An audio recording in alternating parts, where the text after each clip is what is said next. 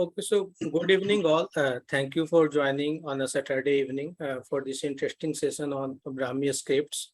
So today we have Gautam Sengupta, a very senior alumni member who will be taking us through the session, and moderating the session will be Alok Da.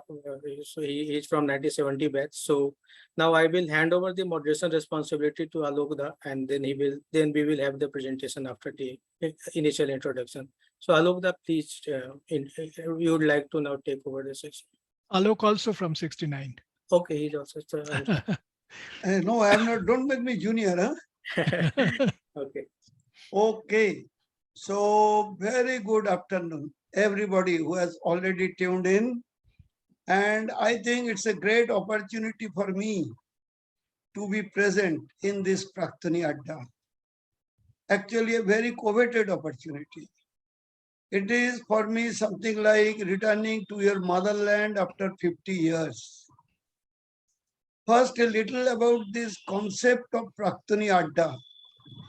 I really appreciated the organizational capability of our junior brothers, the perseverance and the details that they have carried on to make this Praktani Adda a regular event. I really appreciate this, and I also see many names. I should not take any name because others may be left failed. But some of the names appear and reappear. I feel they have done a commendable task to bring all these Vidyapit Praktanis from all over the world, India and abroad. I just got to see that Arnav is probably in UK. He presents as Arnie. Someone from Luxembourg, someone from a lot from Germany, probably few from Netherlands, and lot from all over India, Bihar, Northeast, South, East, North, everywhere. So it is good to return to this family after 50 years. Now a little about Gautam Sengupta. Problem. He is a very problematic character. So we were together from 1964 to 1969, nearly 6 years. But actually, I was there for 6 years. Gautam had half the stint because the rest of the time he was back in his palatial 4-storied building over Lansdowne Road. He was a sturdy fellow, and his literary knack was already known and appreciated in Vidyapit in different cultural programs. He also used to play football with us, and we were frightened because he used to kick very hard, not the ball, but the player. So, and we parted in 1969 after our, it was then higher secondary, I think. It was higher secondary, we parted. Then we met again in the corridors of a medical college. We are both admitted to the medical college. The Naxalite movement started. Lot of shouts, slogans, and bloodshed. Gautam vanished. After 3 years, we went to Santiniketan and discovered Gautam there. And I remember with a big jug of tea after dinner, that was the most enviable part of him. And with him was a very likable fellow from Northeast. I don't remember his name. The two together was dreaming. They were dreaming of going to Massachusetts that time when he was in Santiniketan. He went to Jawaharlal Nehru University, then to USA, a long stint, and from literature to linguistics to semantics, he kept focusing on his track. It was not exactly changing the track, it was focusing the track to further and further finer tunes. I have been told to moderate Gautam. It's very difficult. Gautam is beyond any moderation. It is said about Germans that how some nation which has produced Karl, Kant, Hegel, and others can also produce Hitler. And they say the answer is this is German character. Whatever they do, they will go to the extreme. And this is Gautam character. Whatever he does, he goes to the extreme. So after retiring, he has come back. Kolkata is fortunate to have him back. He cannot live incognito. So as a super rich person who does not like to live idle, he has started his new journey with Karnataki Sangeet and made a mark on it. A lot of effort, more of that, a lot of fine creation. Well, yes, he is a fitness freak. I don't like all of his fitness endeavors all the time. But again, whatever Gautam does it with passion, does it with perfection. So why I am here today, Brahmi script is not my cup of tea, but I have come here to tell you a story. One of my teachers in a physiology class, our lecture theaters were very big, old-fashioned. There are big benches, and in the back benches, you could not see the front, the desk, and other things. One passerby who was passing got tired and got into the lecture room, went to the back and got asleep. When he woke up, a class has started. A teacher was delivering again a subject on physiology. This fellow who was sleeping, he listened to the whole thing. And when the class ended, he was so impressed. He went to the teacher and said, "Sir, I am a lay person. I am not an educated person either. But I have understood whatever you have said today." Such was the approach. And this is Gautam. So I know very little about Brahmi script, but I know I can take a cup of knowledge from the ocean that Gautam is on Brahmi script, architecture, typology, and processing. This is a pleasure, pure joy, pure pleasure of knowledge and Adda. Again, I welcome you all to this Praktani Adda. I sincerely convey my gratitude to the junior brothers and brothers of Vidyapit who have made this possible. And now, enter Gautam Sengupta. Gautam, please. Am I audible? Yes, very Yes. good. Okay. Thank you very much, Alok. Extremely kind, undeserved, undeserved praise. However, I'll give you credit for it. I'm very grateful. You have said it all. I mean, this organization, the way things are going, the way the junior kids are bringing us together, it's unbelievable. There can't be words enough words of appreciation for that. To quickly get to the topic. So by Brahmi scripts, I mean all of the writing systems that we use today in India. So Bangla, Hindi, that is Devanagari, Gujarati, Marathi, whatever you write, Odia, Assamese is very much like Bangla, just a little different, Telugu, Tamil, Kannada, Malayalam, all of those. So the reason they are called, I choose to call them Brahmi scripts because a lesser known fact is all of these writing systems, these scripts that are mutually often, more often than not, unintelligible, are all derived from one script, that is Brahmi. In fact, all indigenous scripts of India are derived from Brahmi. The exceptions, and they are not indigenous scripts, are Roman script, which is used for writing English, and the Urdu script, which uses the same Perso-Arabic system that is used for writing the Arabic languages. apart from that, all of the major scripts of India are derived from Brahmi. This is why I choose to call them, they are actually Brahmi derived scripts. But to make it short, we call them Brahmi scripts. Architecture, yes. Since they are all Brahmi derived from Brahmi, they share a common architectural framework, which will become obvious. I assume most of you, I assume all of you, in fact, write one indigenous script. Therefore, you will see the similarities immediately. I will use Devanagari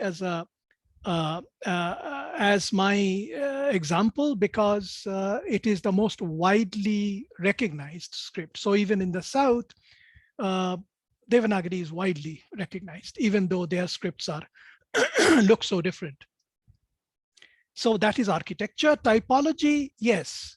What is it? What is our writing? So what are our writing systems? Do we have alphabets? It is worthy of note here that alphabets have letters. Alphabets like the Roman alphabet have letters like A, B, C, D. We don't in that sense have an alphabet. We have a Varnamala. And these units in the Varnamala are called aksharas. So Aksharamala, Aksharamalika, that is what we have. And the notion of akshara is a little different from the notion of a letter. We will come to that. So typologically, we have to look at whether this is an alphabetic writing system, whether it is a syllabic writing system, and so on. You will see, I no longer am in service at the University of Hyderabad. I retired long ago. So this is history. This is old, the information on the screen. Okay, let's move on.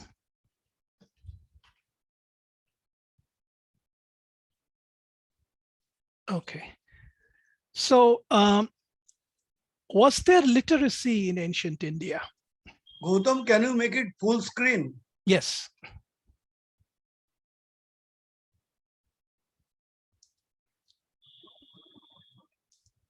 Yes. Yes. Is it better?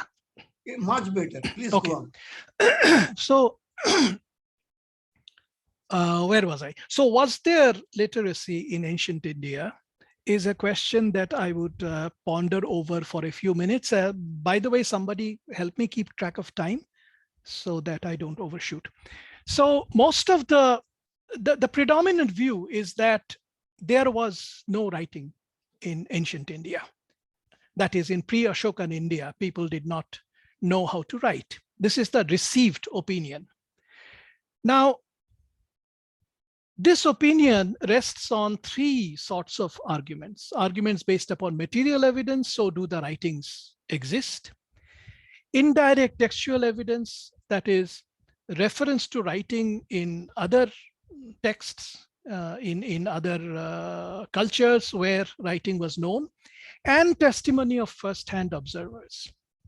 Now, arguments based upon material evidence is something that we have to rule out. Material evidence is not possible, simply not possible.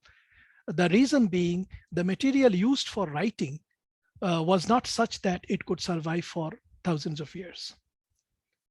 So if you write most of your text on leaves and processed in different ways and use ink or maybe etch characters on leaves, they are likely to degenerate very quickly. And there was a strong oral tradition, so it didn't matter. This is one.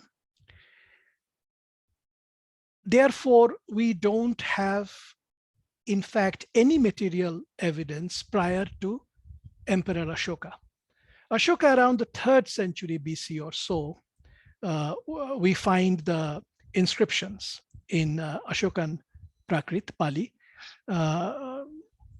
which were carved out on copper, bronze, and sometimes on stones. That is why they survived. Now, about indirect textual evidence, we find, for example, in Panini's Ashtadhyayi, reference to lipi.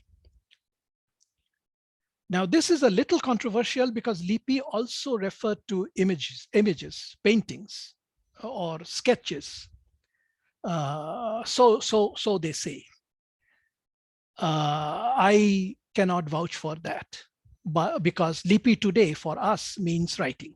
Now, in Ashtadhyayi, I have verified this myself. I don't remember the number of the sutra now, the adhyaya and the number, but I have verified that there is reference to Lipi, and Panini was certainly aware of writing because the people in Gandhara, there were Greeks there close to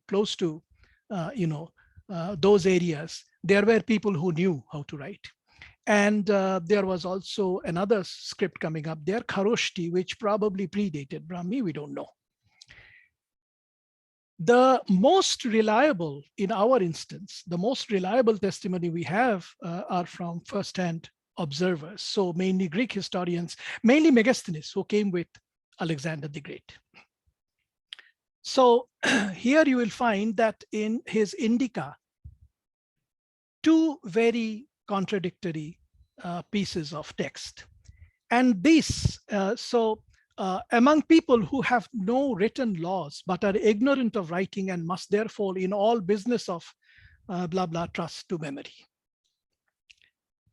And the reference numbers, etc. are given. And in another fragment in the same text, it goes, who may have committed any useful suggestion to writing. So the same author in the same text refers in one section says there was no writing, and in another says there was writing. So you pick one. Now, there is a tendency in the West always to pick the one that we wouldn't like to, for whatever reason. So you know what the result is. So with this, I will leave this topic and move on. Now, I assume that all of you are able to read and understand this. And I'm not sure, maybe you could tell me if any of you know about what a marvel this is. Does anybody here, have you been told what a wonderful thing this Varnamala is? Then I will not ponder upon it very much. Otherwise, this is worthy of mention. Okay, let me proceed. If you find this information redundant, then stop me. So this is Brahmi. I mean, the script here is not Brahmi, but this is the architecture of the Brahmi Varnamala. Brahmi also had Ka, Kha, Ga, Ga, etc. And this alphabet, which is a misnomer, this Varnamala, because these are aksharas, not letters, is mentioned in the Rig Veda Pratishakya, which is at least from 800 BCE, 1000 to 800 BCE. The Pratishakyas predate Panini, which is 300, who lived around 300 BC. And the Pratishakyas were phonetic treatises which were written to assist aspirants in articulating the Vedas properly. I see a hand raised. Please ask. I have a point. Yes, also Nitindra too. Please ask. Okay, so Gautam, Vedas were initially called Shruti, isn't it? Yes. So it was not written.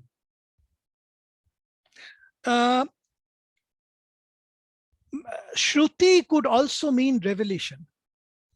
That is, as I have received, as I have heard. Could also mean that. Which one was earlier?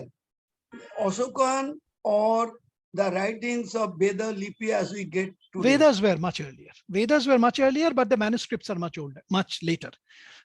What I'm trying to say is whatever manuscript of the Pratishakya we have, which is an interpretatory text of the Rig Veda, phonetic text, it is all linguistics, not anything to do with the religion or spirituality. That is at least 800 from 800 BCE. And that has all of this. There are shlokas that go kakhau, gaghau, etc., etc. for metrical reasons, they uttered it, wrote it or composed it in that manner, but the entire Varnamala is there.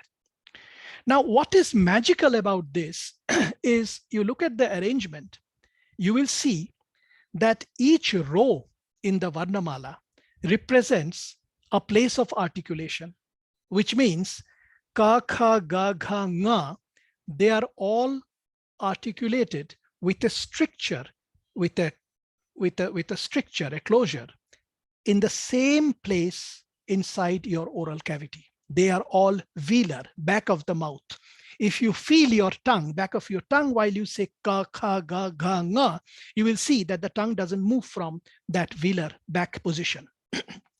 Similarly, cha, cha, ja, ja, nya are all in the same palatal position, which is just behind your upper teeth, behind the alveolar ridge. There is a elevation behind your upper teeth. Behind that is the palate in that region. Retroflex, these are articulated with the back of with the lower part of your tongue touching the alveolar ridge. Dental, which are tatha, datha, na, these are pronounced by placing your tongue behind your teeth, and pa, pha, ba, bha, ma, which are bilabial, two lips, so bilabial, which are all pronounced by closure of your two lips, pa, pha, ba, bha, ma. That is how it goes. So these are called places of articulation. Now, mind you, this science, this knowledge was not revived, was not available until much later in the 19th century. Can you imagine 800 BC and 19th century, late 19th century, point and manner of articulation is coming into being. Manner of articulation, now look at the columns. Ka, cha, ta, ta, pa, they are all, they have different places of articulation, but they are all articulated in the same way. That is, they don't have a breath of air like ka, they don't, and they don't have your vocal cords vibrating like ga, ja. So these are called the unaspirated voiceless stops. So manner of articulation. Basically, to cut a long story short, what I want to say is this place and manner of articulation, these two parameters are vital to the science of articulatory phonetics. Imagine this being known around 800 BC, before Panini. Panini mentions about 20 Purvasuris. So long before Panini, this science was that advanced. So sometimes we talk about what was the most advanced ancient Indian science. Believe me, it was not mathematics, it was linguistics. Because mathematics, I mean, Aryabhatta, etc., they come much, much later. Compared to, just try to understand how contemporary, how modern this is. This has not been superseded still. And it was available at that time. Okay. That was a small question. Is Yes. it the same for other Indian languages or? Almost all of them. Almost all of them. Some, for example, if you go to Tamil, you will find that some letters are missing, but the arrangement is more or less the same. So basically, what has happened is the arrangement remains the same, the architecture remains the same. People have picked what is required and dropped what is not required. So for example, there is this famous joke. In Tamil, Gandhi is written as Kanti because ga, ja, da, da, ba are not written in Tamil, not required. I don't know Tamil script, but I'm just repeating something that I've read somewhere.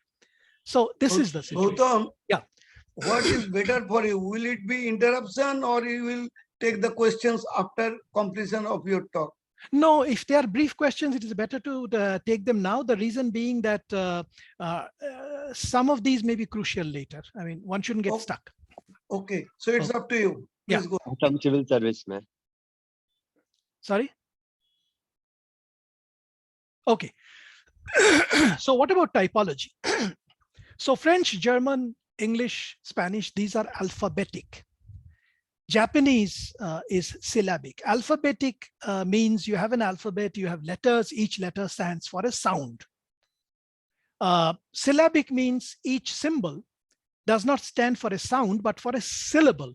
So for example, to give you an example, in English, there is a symbol which stands for the vowel sound A or A or E, whatever, or K. In Japanese, symbols stand for syllables. So one would be for kang. I'm making these up. One would be for tam, whatever, for a full syllable. One will be for ka, one will be for na. Actually, most of them are like ka, na, ta, ga, like that, without a closing consonant.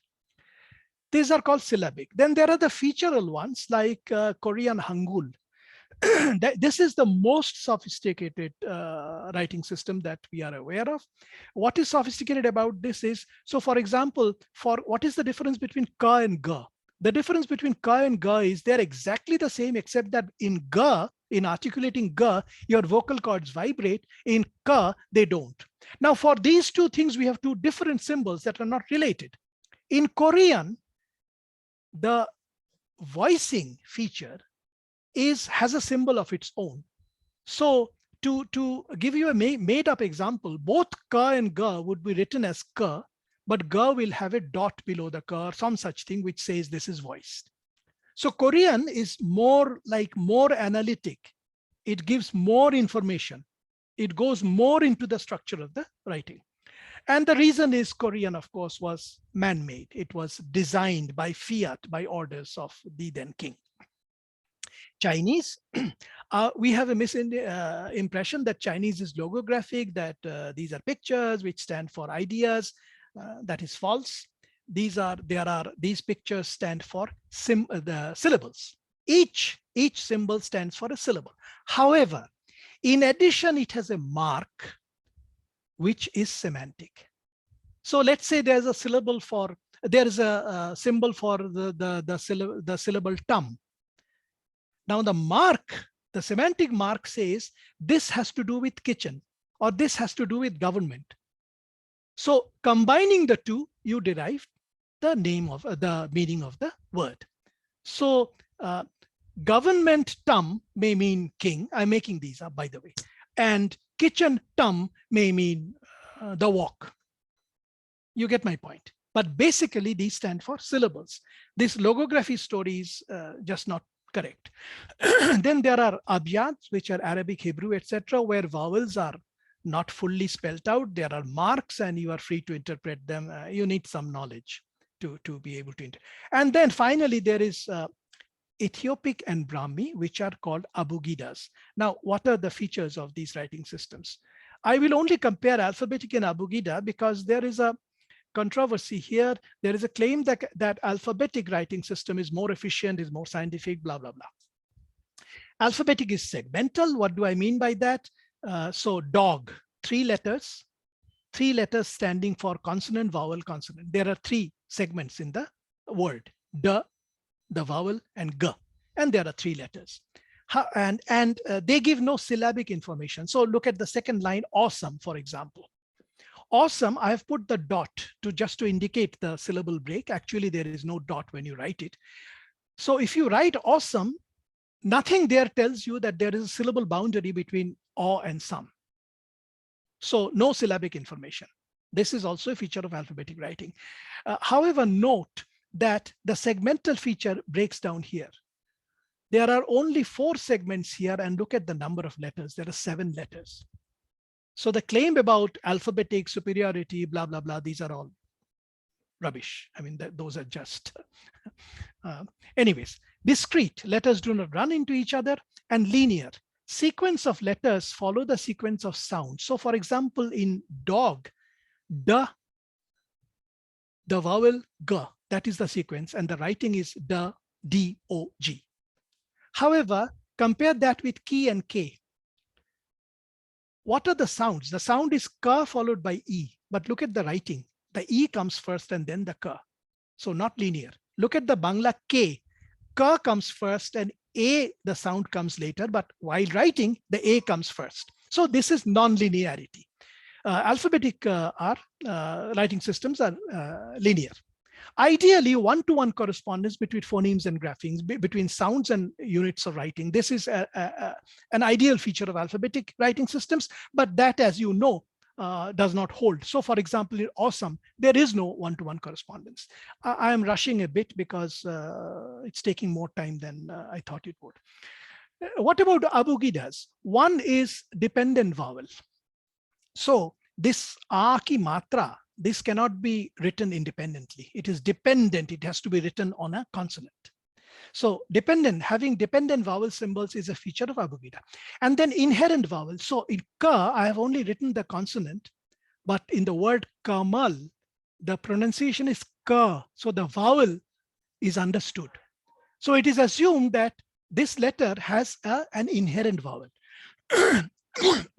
And thirdly, abugidas, in abugidas, symbols represent syllables. So for example, stri, by the way, I mentioned akshara earlier. Stri, by the way, is a single akshara. It's one akshara. It is a complex of consonants and matras, etc. And it is one orthographic syllable.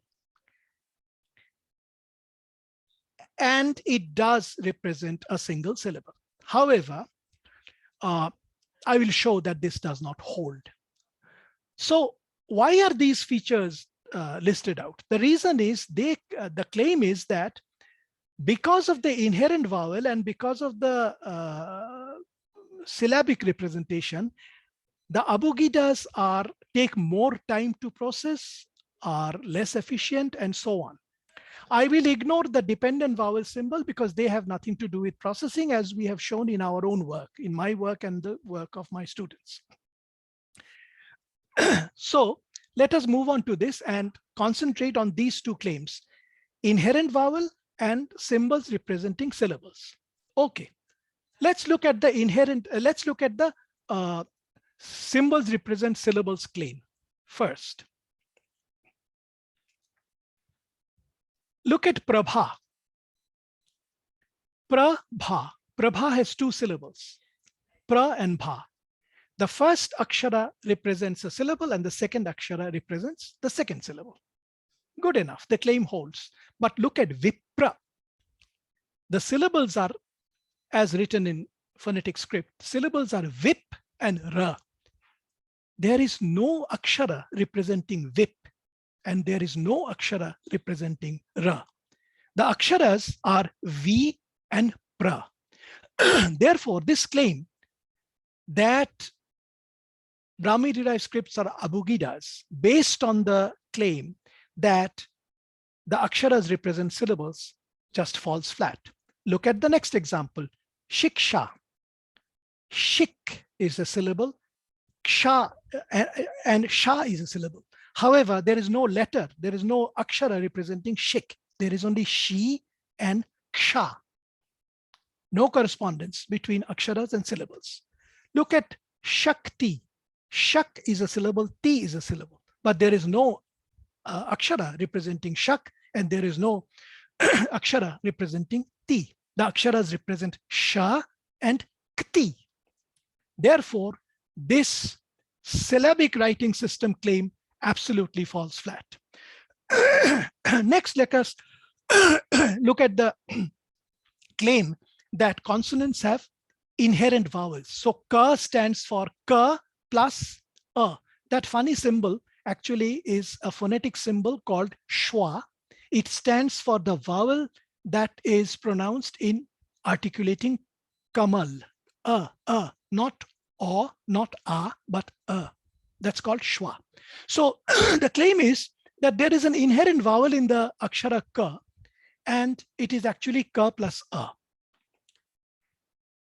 I am going to propose the hypothesis that, and of course, if this is the case, then obviously the Brahmi derived systems cannot be alphabetic, because look here, one symbol is representing two sounds.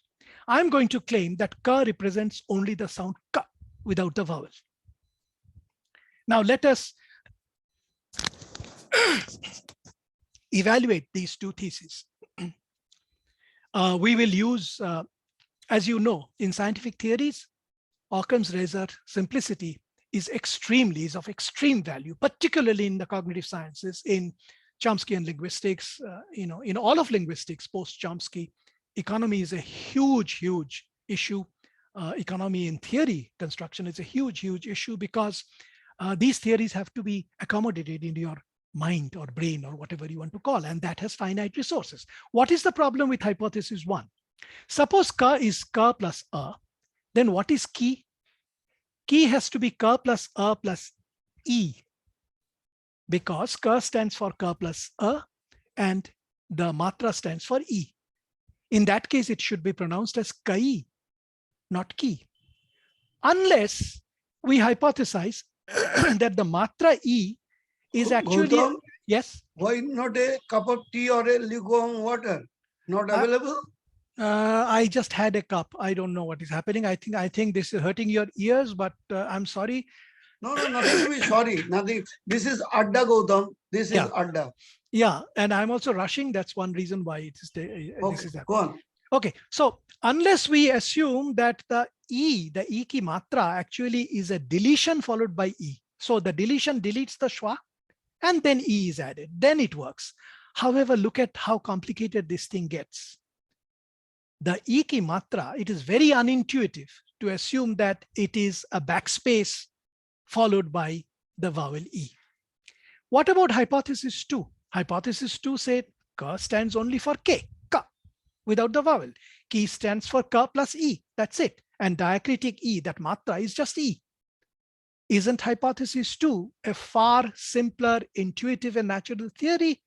Predominantly so, yes. So this is one issue.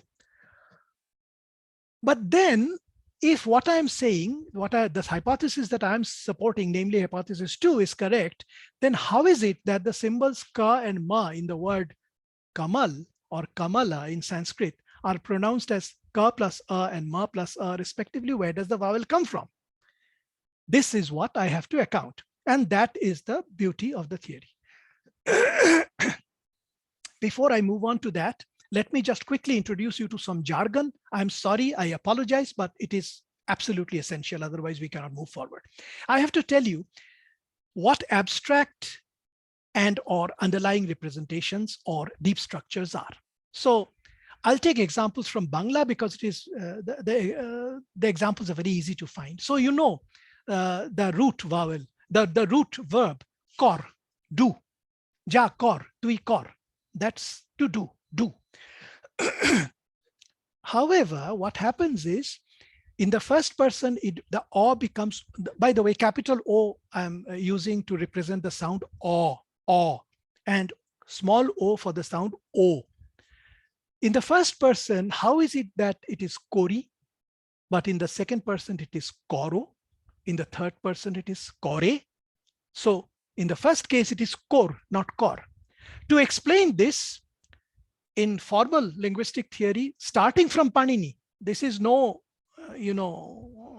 new fancy thing coming up. Starting from Panini, the whole idea was that no, underlyingly, there is an underlying representation where all three are kor. Otherwise, how will we recognize them as the verb root of do? They are all kor.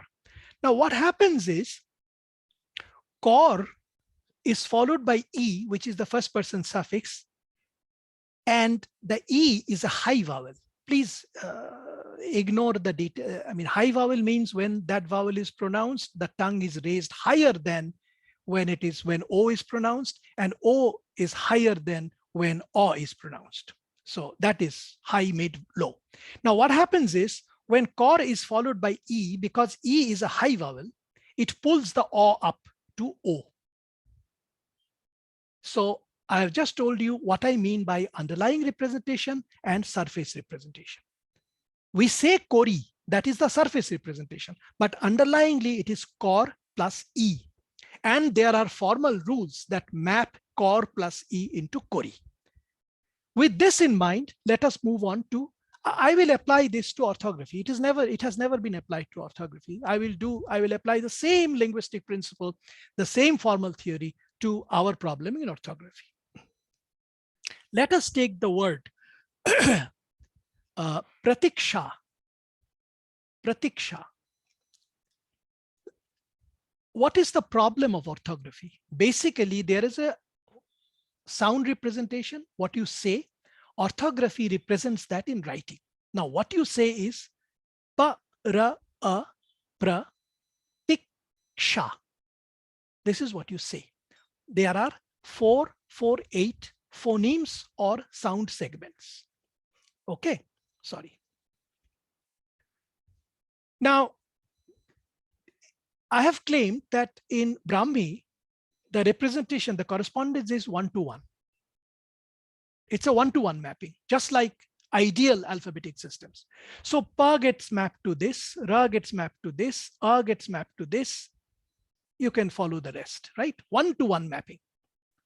And this is, I mean, read this or this, one of the two lines. I mean, this is just a Roman representation of the same thing.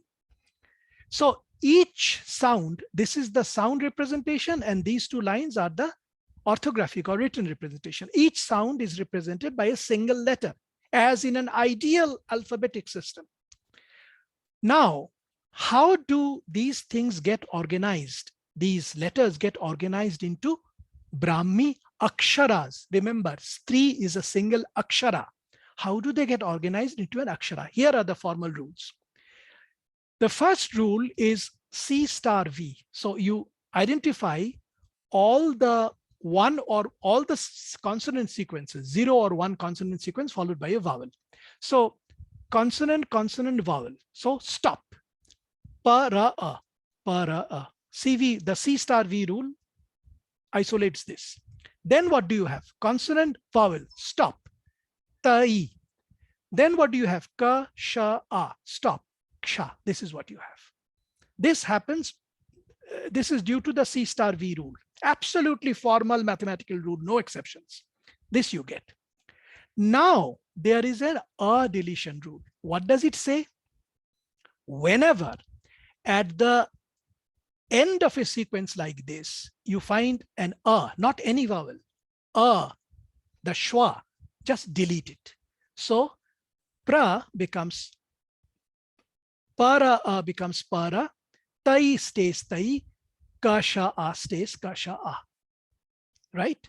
After that, there is wrap up, which is very simple. Look up your repertoire of aksharas. How am I supposed to write para? This is the letter. How am I supposed to write ta followed by e? This is the letter. How am I supposed to write kasha a? This is the letter.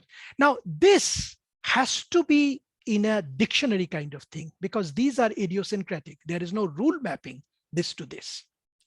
There is no rule that says, look, ta followed by, immediately followed by e will become this. That has to be a lexicon. Just like computer database, you have dictionaries, you have things to look up. So similarly, so this is how pratiksha is generated. Now, what is our problem? Our problem is efficiently getting from phonemic to graphemic representation and from graphemic to back. How do we get back from this to phonemic? Very simple. Insert the schwa back to where it could have been deleted. It could have only been deleted from here. The others are not schwa deletion atmospheres, environments. So this becomes, you undo a deletion, you get this. And then it's just a matter of listing them out. Para, a, ta, i, ka, sha, a. This is the backward computation. The forward computation, I've given you an algorithm. For the backward computation also, I could have given you an algorithm, but it is so simple that you can see, right? Basically, how do I undo wrap up? Again, I go to the dictionary. What is this for? This is for this, this is for this, this is for this. And then how do I get back my schwa? I do undo the schwa deletion. Schwa deletion could have happened only here by definition, because the rule is like that. Therefore, I put it back, and so I'm back there. Any questions? Or any clarification? Any clarifications? Yeah. I have a small question. Please. If only in these cases only one vowel was that, like pra, pra, couldn't be like I or something. There can be two vowels also simultaneously together. Such that as, case, give me an yeah, example. like Kausal Ha, or O, Kaikai. yeah, O is not a sequence of vowels. O is Yeah. one vowel. It's a diphthong, but it is one vowel. Even in English, it's one vowel. When you say, for example, how, you don't exactly have O, but if you say how, O is one vowel. It's a diphthong, but it is a single vowel. Now, the rule says only the single vowel schwa, the Yeah. is subject to the schwa deletion rule, not any other vowel. That, you mean to say there won't be any case where two vowels will be together, like one after another? Yes, but there also this rule will hold. This rule will not fail. If there are two vowels, one after the other, schwa deletion will simply not apply. Because schwa, even if the second vowel is a schwa, it will not apply. Why? Because the schwa deletion rule says only if at the end of a consonant, if at the end of a cluster like para, you find a schwa deleted. If you find a schwa after another vowel, this rule does not apply. The rule is formal, inviolable. So think about it as a computer program. Okay, thank you. Okay. Now I have cheated here a little bit to keep matters simple. So for example, what happens if the last akshara is a ma? You have to, there's a small piece missing. So I'll take another example. This example of Gopalam. Gopalam. Let this be the word. So you have 1, 2, 3, 4, 5, 6, 7 phonemic segments. The colon after the simply means it's a long vowel. So it's an it's not an Whereas this is a I could have written a schwa, but I just got lazy. This is the this is the So forgive my laziness. So you have Gopalam. Simple, one by one, one-to-one mapping. Ga, O, Pa, A, La, Ma. Gopalam.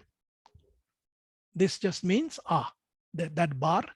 Why is it like this here and like that there? Because this is a phonetic symbol and this is an orthographic representation.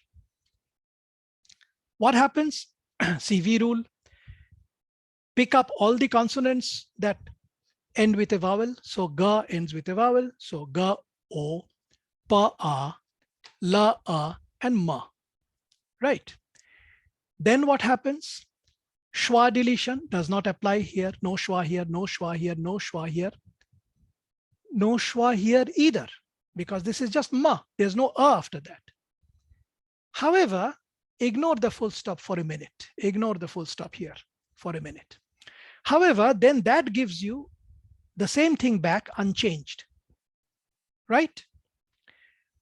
And ignore this also. Ignore this and ignore the two full stops for the time being, just for the moment.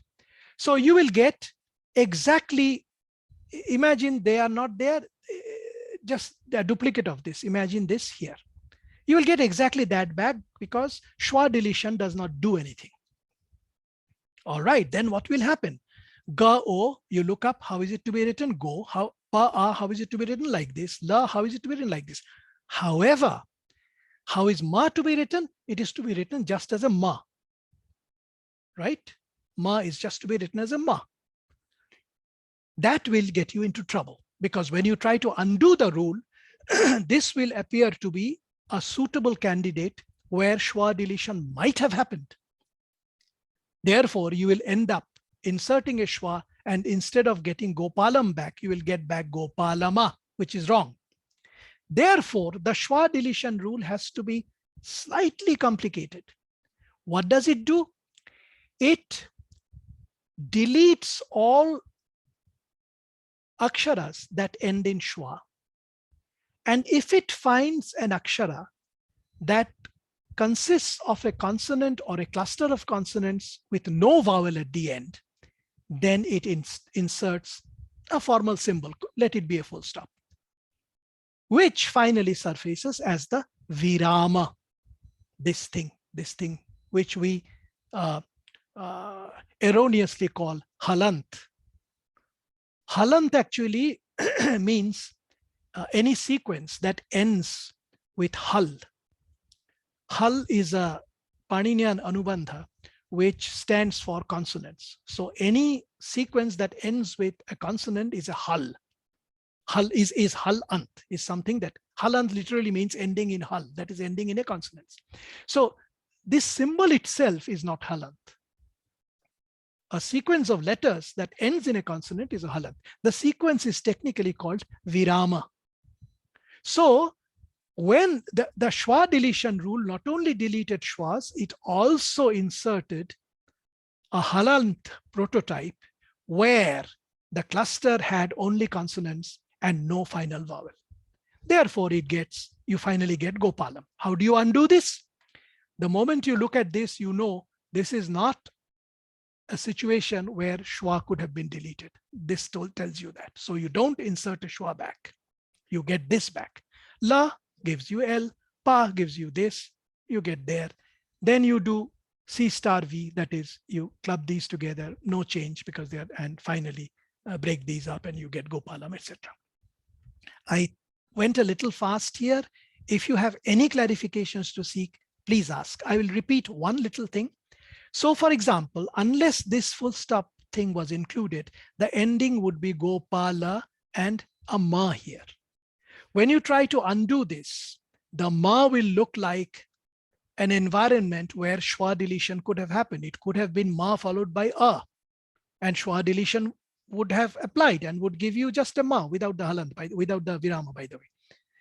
However, since we have now inserted a virama has been inserted by the schwa deletion rule, this no longer looks like an environment where a schwa could have been deleted. So the reconstruction will not insert a schwa. It will give you this. And then the clustering will be undone and you will get ga, o, pa, a, la, a, ma. And remember, ma, nothing has an inherent vowel here. So what have I shown? I have debunked two claims. One, that the aksharas, ka, kha, ga, gha, have an inherent vowel built in. How have I debunked it? I have debunked it by showing that if you construct a theory on the basis of that assumption, that theory gets much more complicated than the one I am proposing. Two, that also makes the writing system look inferior to alphabetic systems. Because look here is a symbol that stands for two sounds. I am proposing a different theory. No, the symbol stands for only one sound. What happens to, why is then ka in Kamala pronounced with a schwa? I have given you the formal rules. So basically what happens is this. It's a purely alphabetic writing system, but it is better than that. How is it better? The proponents, if it evolved naturally, then it is evolution, I don't know. But if somebody actually did it deliberately, then what he or she saw is that, look, schwa is ubiquitous. It occurs everywhere. Let us find a way to not write it, but at the same time, make it recoverable so that we get it back, but we don't insert it in places where it does not belong. Once this mechanism is in place, then this is a perfect lighting system. You simply cannot have anything better than this. Marvel at this work of magnificent grandeur and beauty constructed, no, not in 800 BC, probably long before that. In 800 BC, it is codified, it is found in a text. But surely that text did not invent it. Surely, possibly, probably, highly likely that it was available before that. Just as Panini himself claims in 300 BC in his own grammar that, look, I am just codifying knowledge that have been known for 20 generations before me. And he names, I think he mentions around 20. And there might have been more. So marvel at the beauty, the grandeur of this lighting system and the way it is organized in a Varnamala. There is nothing there is nothing in ancient civilization around that time pertaining to language which comes even close to approaching this excellence. Thank you very much. I'll take questions if you have any. For the yuktaksharas, like the same principle will be applying, like putting a dot between the consonants. The dot is just a formal symbol. It is just a marker. The dot is a placeholder for where the virama will come.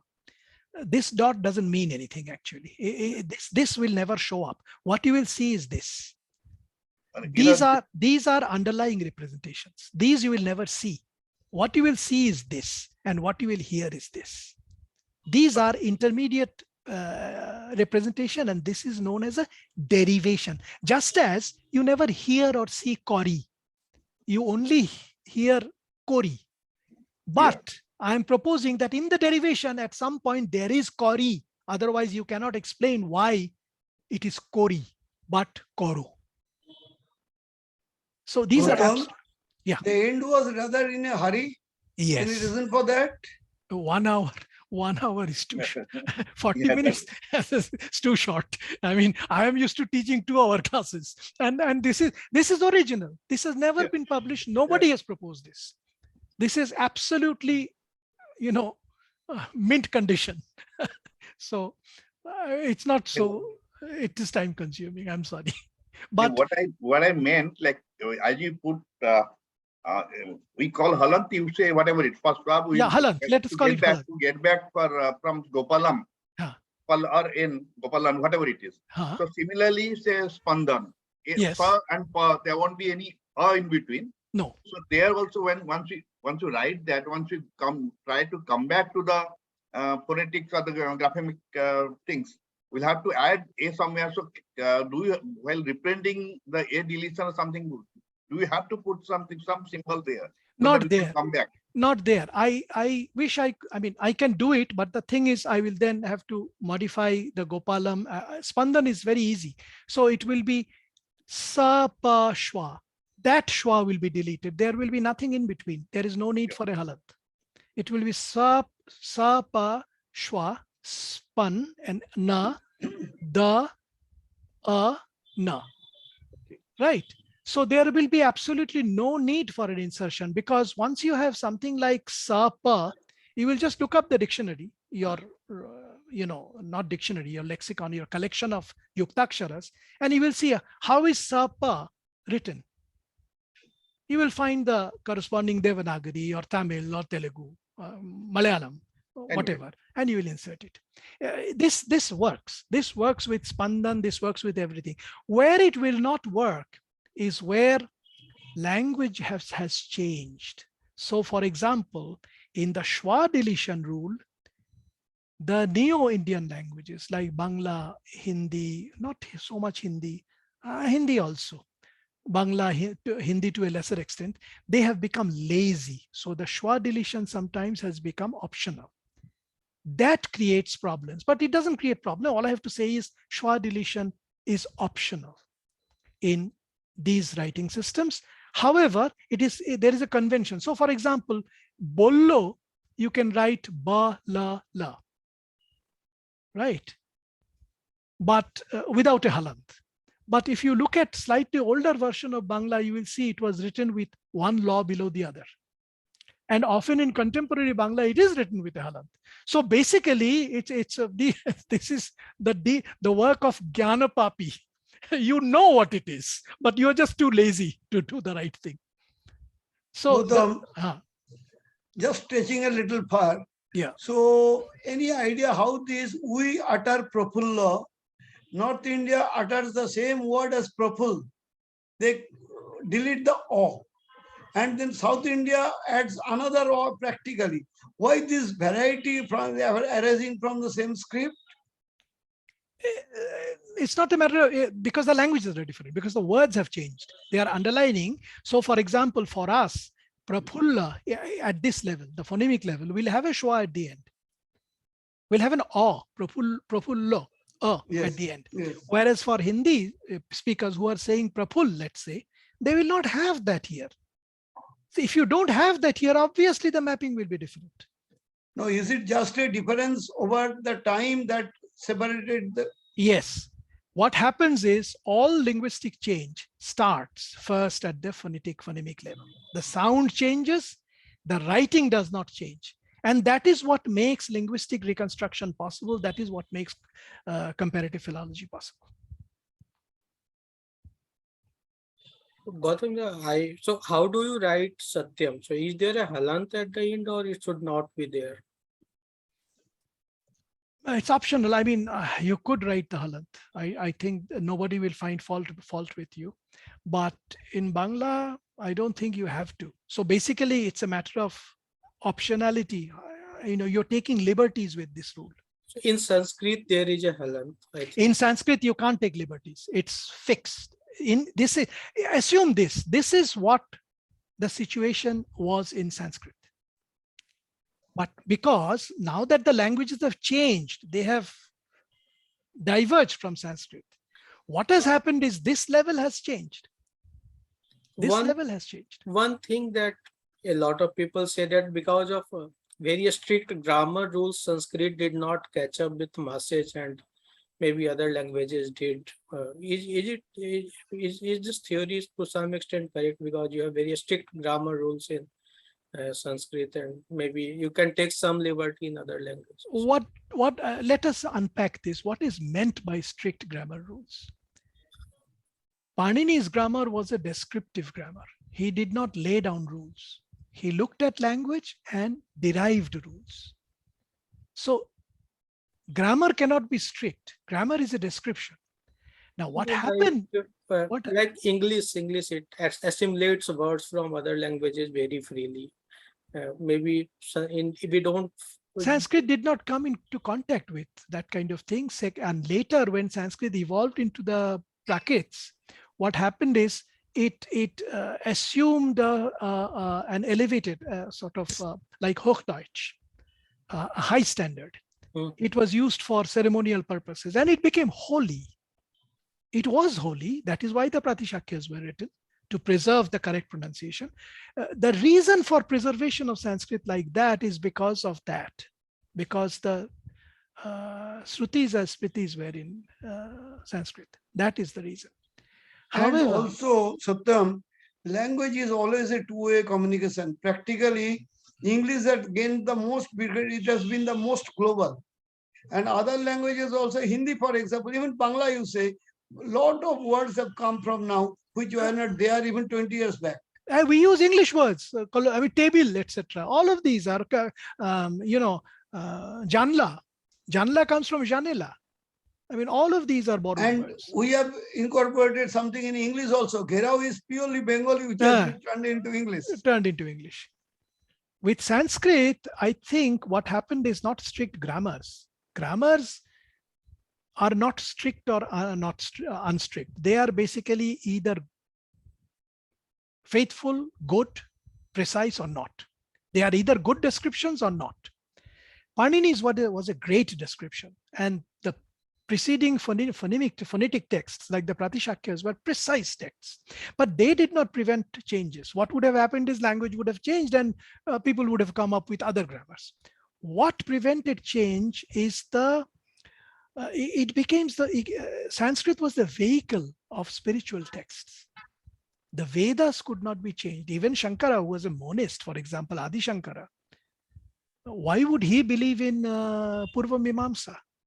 Purva Mimamsa was full of rituals, but Vedas had that authority. Gautam, there is one here in chat from Samiksha. Will you answer to that? Yeah, a comment. Sure. Where is the comment? Can you just read out? Somebody. I would like to add, Samiksha says, this high degree of expertise in phonetics was developed to keep knowledge intact, since most knowledgeable dissemination was oral. Yes. Should I repeat? Yes, I agree. I fully agree. Basically to preserve the texts. Otherwise, what would happen is just like, ga would become eventually ka. I mean, I'm not saying that's what happened to Tamil, because Tamil did not develop from Sanskrit, but some language could have, Bangla could have been like that. Like take for example, what is happening to Bangla now. Ra is becoming Ra. So if there was a Pratishakya for Bangla, that wouldn't have been possible. Pa is becoming Fa. That wouldn't have been possible if there was a Pratishakya for Bangla. But Bangla is not a carrier of any holy text. So that sacrosanct stature is not there. Satyam, do you have time or our time is up? No, if there are more questions, then we can take them. Adda Any is always Adda. Any question or comment from anybody? Yeah, actually, I would like to, as I was telling, like Tamil, and we see that even the alphabets in Tamil and Sanskrit, all the phonetic things are all similar. I understand ka, ga, they pronounce as a single thing, cha and ja, they pronounce as a single letter. Same pronunciation is there. But that shows like Tamil and Sanskrit, I don't know, everybody may disagree.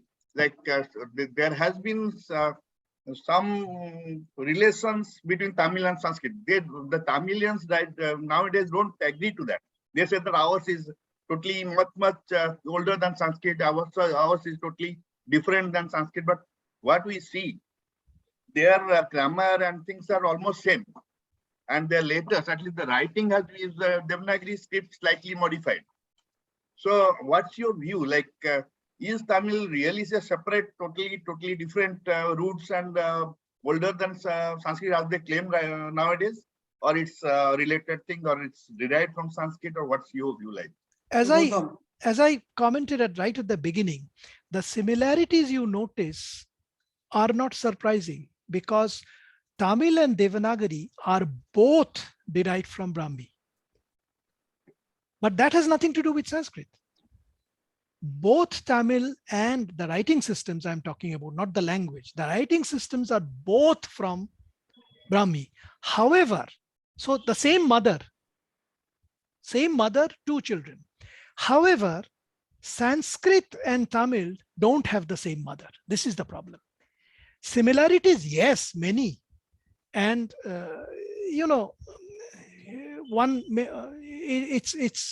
it's kind of, we don't like to talk about these things now, but the reason basically is religion. A lot of interborrowing has happened because of religious texts. So for example, all these retroflex sounds, ra, ta, da, they came, you'd be surprised, they came to us from Dravidian languages. Gautam, has geography to do something with this? These different pronunciation patterns in different parts of the globe? Any chance of geographical variation? Yes, because people get isolated and then they internally develop their, there is no correcting influence of the mother stock because they have moved away. This is how all language diversity happens, but this is speculation. Nobody really knows. But if you compare, you will see, for example, sa has become ha and so on, systematically. So then you can, when the relationship is systematic, then you can say, aha, so they come from the same actually. I have one more question if it's finished. Like, yes, sir, have you gone through or tried to link Bahasa, like the Indonesian Bahasa and Balinese and the Malaysian Bahasa, and their writing also? I was trying to get the Balinese scripts, original script. Now they are writing in English only, English scripts only they are writing, or the original script, they have some link to Brahmi, as it looks. I'm not an expert, you are an expert. Many Southeast Asian languages scripts are like that. Many. Yeah, the influence of Brahmi or even the Indian culture and civilization was widespread in this area, very, very widespread. So this is not, you will find the same gods and goddesses. You go to Iran, you will find the mention of Mitra, etc. in their oldest texts. They've killed the Zoroastrianism, etc. But Mitra is a common god, Vedic god, but also for the Iranians. But their script is totally different. Like Arabic scripts or Persian scripts, they are totally different than Brahmian. Yes, But, they had an invasion, no? Yeah, yeah. Iran was Gautam, invaded. Yeah. Gautam, are they proof of spread of Indian civilization actually? Of course, you look at Sri Lanka, for example. Look at civilization. Even in Indonesia, they still have Rama, yes. like it or not. Yeah. So They still have friends, Rama. I think every good thing must come to an end. One more small thing. Okay, If you don't please. mind. Yeah, initially you mentioned about Kharosti. There were actually two scripts of India, ancient India, Brahmi and Kharosti. Yes. They linked, or is Kharosti a totally different script? That's my last question. We really don't know. What we know, for example, is Kharoshti was in the northwestern region of India. Yes. And we know that like the Perso-Arabic scripts, they used to be, probably it used to be written from right to left. Okay. These So two things we know. And so we Kharosti is not there. No link to present day languages, any of the language with the Kharosti script. I mean, there is research, there are claims, but largely speculative. The kind of evidence we are looking at, the correspondences between, say, the Bangla Varnamala and the Brahmi, or even the Tamil Varnamala and the Brahmi, they cannot be coincidental. They are striking, absolutely. And by the way, you had a question earlier about Tamil. Tamil, by the way, goes back very, very, very, it's a very old language. I mean, nobody can make a definitive claim, but I mean, Sanskrit is not that old. Before Sanskrit, there was Vedic.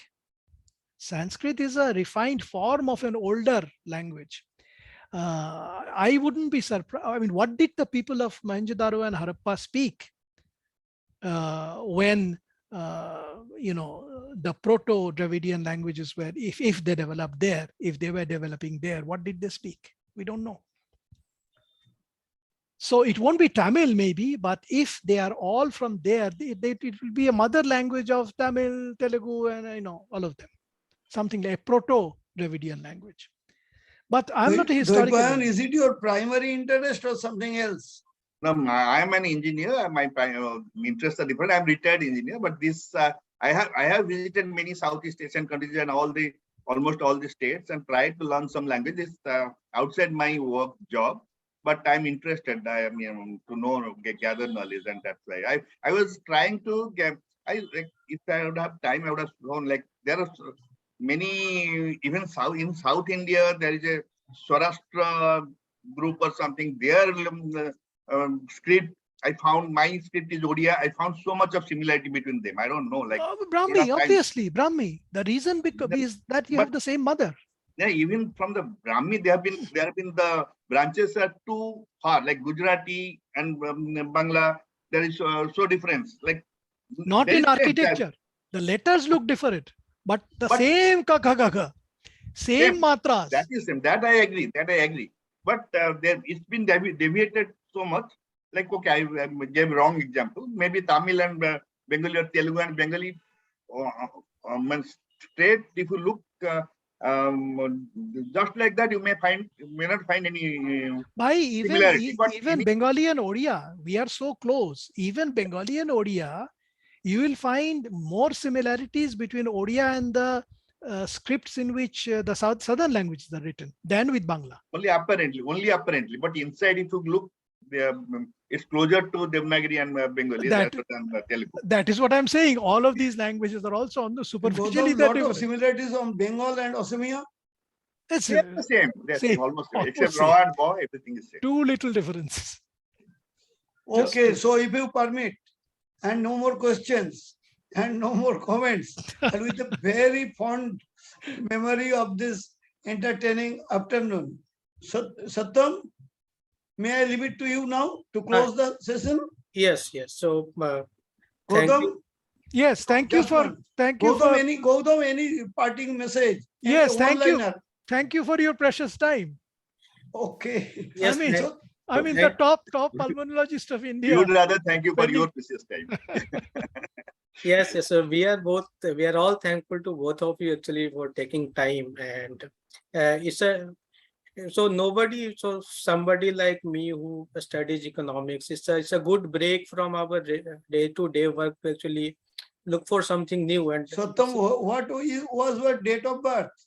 I am November 1995. So Because Satyam became Midas later. Do you know that? yes, Satyam became Midas later. Maytas. yes, yes, Renamed. yes. I know, I know. I think you were born before that. Yes, yes. It was, I think the Satyam scam, it happened in 2008. Yes. Yes. Okay. Good. So thanks everybody. Gautam, Yes. it was a pleasure to hear you. And Thank I will you. wish further episodes like this. And I thank everybody, particularly again, no further appreciation can satisfy what I am trying to express for my Praktani brothers of this innovation Vidyapit. Excellent. I am honored to be here this afternoon. Thank you, Thank you. everybody. Devan, thank you also. Thank you, sir. Thank you. Thank you so much.